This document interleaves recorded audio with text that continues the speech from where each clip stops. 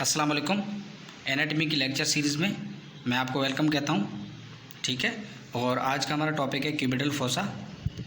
It's very important topic of the upper limb. Upper limb का सबसे बड़ा important topic है। ठीक है, और आपको याद भी करना है, समझना भी है। तो आइए देखते हैं क्यूबिटल फोसा क्या है। सबसे पहले फोसा क्या होता है, आप लोगों को जो है वो पता है फोसा क्या होता है। फोसा एक खड्डा है। ठीक है, एक खड्डा है, एक डिप्रेशन है, उसको फोसा कहते हैं। हम लोगों ने पहले फोसा को पढ़ा भी है। तो क्यूबिटल फोसा क्या है, ये हमारा जो अपर लिम्ब है। ठीक है, अपर लिम्ब में जो एल्बो जॉइंट है, एल्बो जॉइंट के बिल्कुल इन फ्रंट में एक खड्डा है। आप अपना बाजू खोलें और इस खड्डे को ऑब्जर्व भी करें, आप ऑब्जर्व भी कर सकते हैं। तो इस खड्डे को लिहाजा कहते हैं क्यूबिटल फोसा। ऐसा फोसा, ऐसा खड्डा जो हमारे एल्बो जॉइंट के बिल्कुल आगे हो, बिल्कुल इन फ्रंट हो। तो लिहाजा आपको समझ में आ गया होगा क्यूबिटल फोसा क्या है। तो आइए देखते हैं प्रॉपर क्यूबिटल फोसा की डेफिनेशन क्या है। It's a triangular depression that lies in front of the elbow joint. It's a triangular depression. अच्छा, ये डिप्रेशन कैसी है, ये खड्डा कैसा है, ये है triangular depression that lies in front of the elbow joint. Elbow joint के आगे होता है और ये ट्रायंगुलर डिप्रेशन है। सही। सो आइए देखते हैं आगे। ये डेफिनेशन हो गई। ट्रायंगुलर डिप्रेशन है, ये ट्रायंगल की तरह एक खड्डा है। ठीक है, ट्रायंगल की तरह एक जो है वो खड्डा है। कहाँ पाया जाता है, lies in front of the elbow joint, elbow joint के आगे। आप अपना बाजू खोलें और इसे ऑब्जर्व भी कर सकते हैं। ये इसकी डेफिनेशन है। सही। और ये इसकी पिक्चर भी है, ये पिक्चर में देख भी सकते हैं। ये क्यूबिटल फोसा है बेसिकली। सही है, इसकी स्किन नहीं है और स्किन इसकी उतरी हुई है। अब आप इसको इजीली देख भी सकते हैं। सही। आगे देखें लोकेशन शेप, क्योंकि हम एनाटॉमी पढ़ रहे हैं तो कोई पूछ सकता है कि लोकेशन क्या है क्यूबिटल फोसा की और इसकी शेप कौन सी होती है। तो लिहाजा सबसे पहले देखते हैं location in front of the elbow joint. Elbow joint के बिल्कुल आगे ये इसकी लोकेशन है। और इसकी शेप क्या है, किस शेप का ये खड्डा है, किस शेप का ये फोसा है। हॉलो ट्रायंगुलर शेप, ये ट्रायंगल शेप का डिप्रेशन है, ट्रायंगल शेप का फोसा है। सही है। आइए देखते हैं आगे। बाउंड्रीज, कोई अगर जगह है, कोई अगर फोसा है, कोई स्पेस है, कोई खड्डा है, तो जाहिर सी बात है उनकी बाउंड्रीज भी होंगी। तो आइए देखते हैं क्यूबिटल फोसा की कौन कौन सी बाउंड्रीज हैं और कौन कौन सी स्ट्रक्चर्स हैं जो इनकी डिफरेंट बाउंड्रीज बना रही हैं। Lateral boundaries found by the brachioradialis muscle.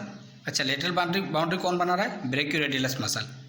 अच्छा, मीडियली क्या लाया करता है, medially the pronator teres muscle. Medial boundary कौन बना रहा है, द पेरोनेटर टीरीज मसल। ठीक है, लिहाजा मैंने आपको कहा कि ये जो है स्पेस, ये जो डिप्रेशन, ये जो खड्डा है, ये ट्रायंगल शेप का है। तो इसका बेस होगा और इसकी अपेक्स भी होगी। बेस का मकसद बुनियाद और अपेक्स की मकसद चोटी। इस ट्रायंगल का बेस होगा। तो लिहाजा इस ट्रायंगल का बेस हम कैसे जो है वो डिसाइड करेंगे। The base of triangle is found by an imaginary line drawn between two epicondyles of the humerus. आपको ध्यान में रखना होगा कि एल्बो जॉइंट कौन बना रहा है। ठीक है, तो ऊपर आप देखेंगे ह्यूमरस बोन है, नीचे आप देखेंगे रेडियस और अल्ना बोन है। तो जो ऊपर वाला ह्यूमरस बोन है, ह्यूमरस बोन का लोअर एंड पे हम लोगों ने दो एपिकोंडाइल्स पढ़े थे। अब दो एपिकोंडाइल्स जो हैं, एक मीडियल एपिकोंडाइल, एक लेटरल एपिकोंडाइल है। इन दोनों एपिकोंडाइल्स के बीच में अगर आप इमेजिनरी लाइन खींचेंगे, सपोज एक लाइन खींचेंगे इमेजिनरी लाइन, तो ये इमेजिनरी लाइन क्या करेगी, इस क्यूबिटल फोसा का, इस क्यूबिटल फोसा ये जो ट्रायंगुलर शेप का है, इसका क्या बनाएगा, वो इमेजिनरी लाइन इसका बेस बनाएगी। इसके बाद इसका फ्लोर है और इसकी रूफ है।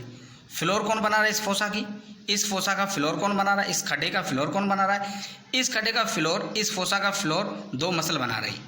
ठीक है, लेटरल साइड वाला फ्लोर बना रही है वो है supinator muscle, and medial side वाला फ्लोर बना रही है वो है ब्रेकियलस मसल।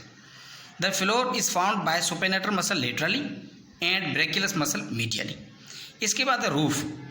आइए देखते हैं इसकी रूफ कौन बनाता है।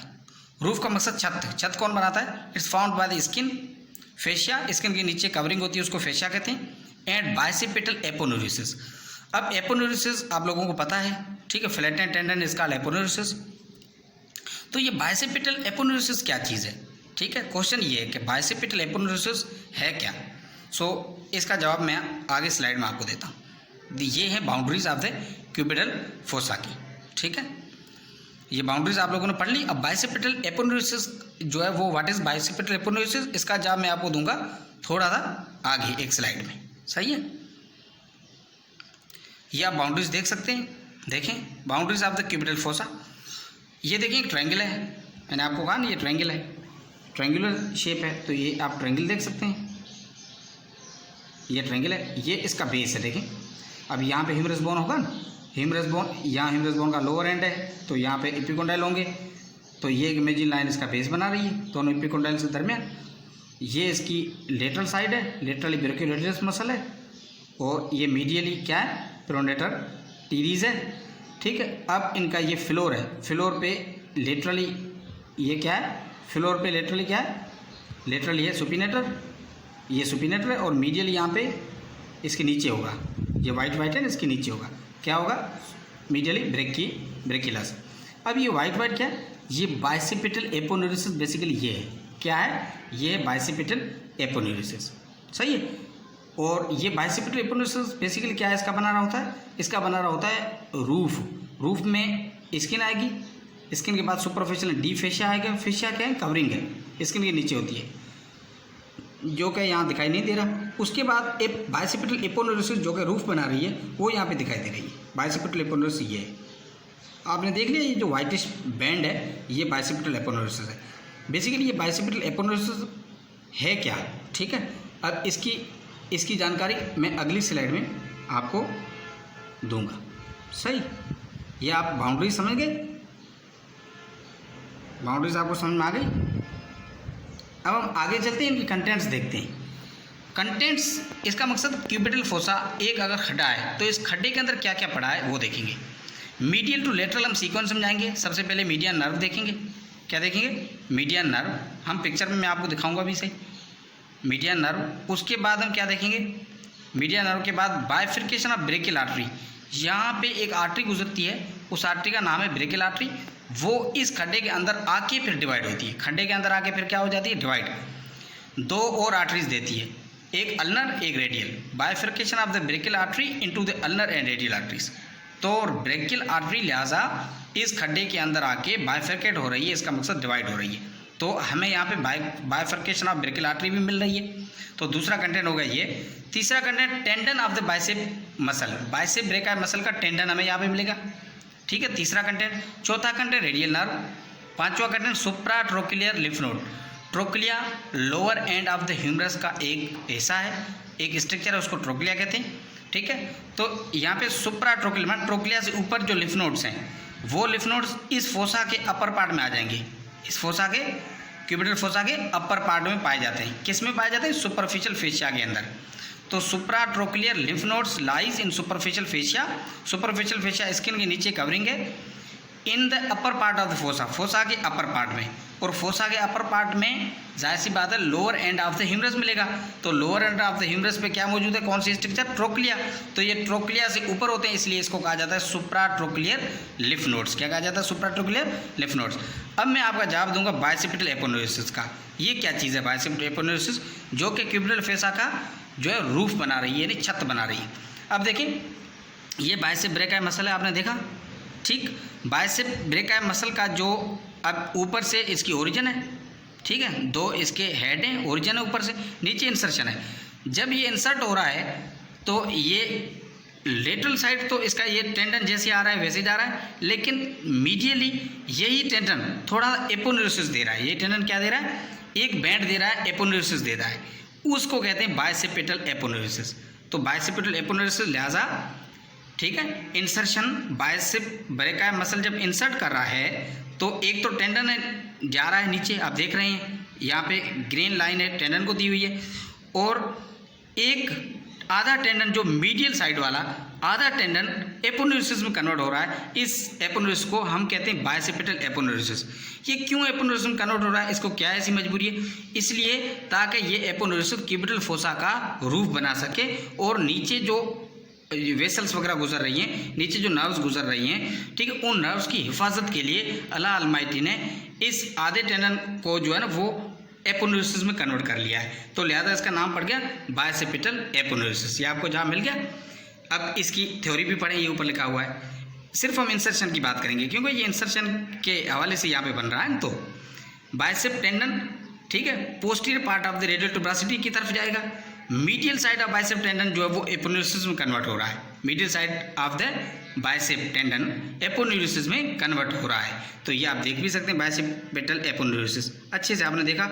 और बाकी टेंडन जो है वो क्यूबिटल फोसा से गुजर के और नीचे जा रहा है for the purpose of insertion. और कहाँ पे जाके इंसर्ट होगा? रेडियल ट्यूबरासिटी पे। रेडियल ट्यूबरासिटी क्या है? ये रेडियस के ऊपर एक स्ट्रक्चर है, उसको रेडियल ट्यूबरासिटी कहते हैं, ठीक है।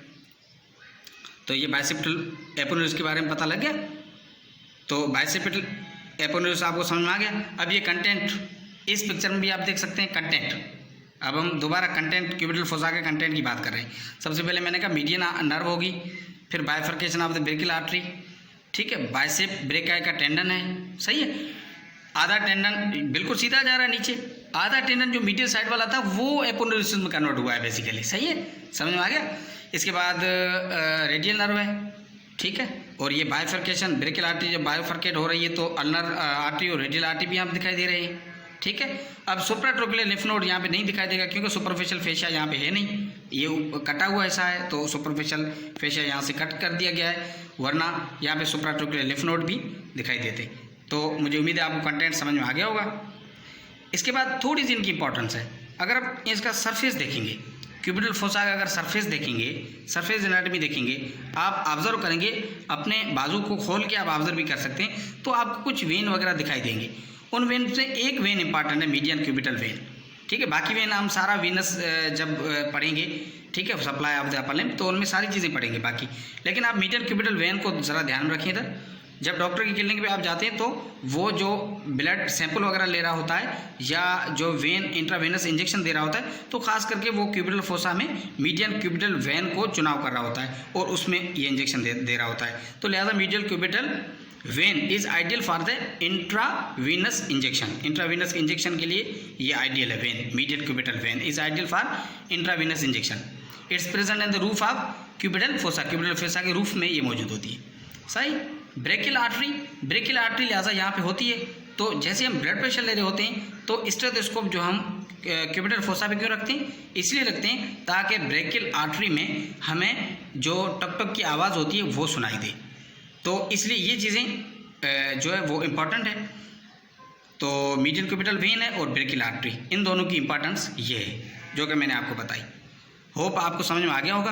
अगर फिर भी किसी का कोई क्वेश्चन है तो आप मुझे मेरे पर्सनल व्हाट्सएप पे वो क्वेश्चन व्हाट्सएप करेंगे तो इंशाल्लाह मैं जवाब दे दूंगा। ये आपका जो क्यूबिटल फोसा का टॉपिक है ये अपर लिम्ब का बड़ा इंपॉर्टेंट टॉपिक है। इनकी बाउंड्रीज एंड कंटेंट्स आपके एग्जाम में आपसे पूछी जा सकती हैं और आपका SQ भी आ सकता है। Thank you very much.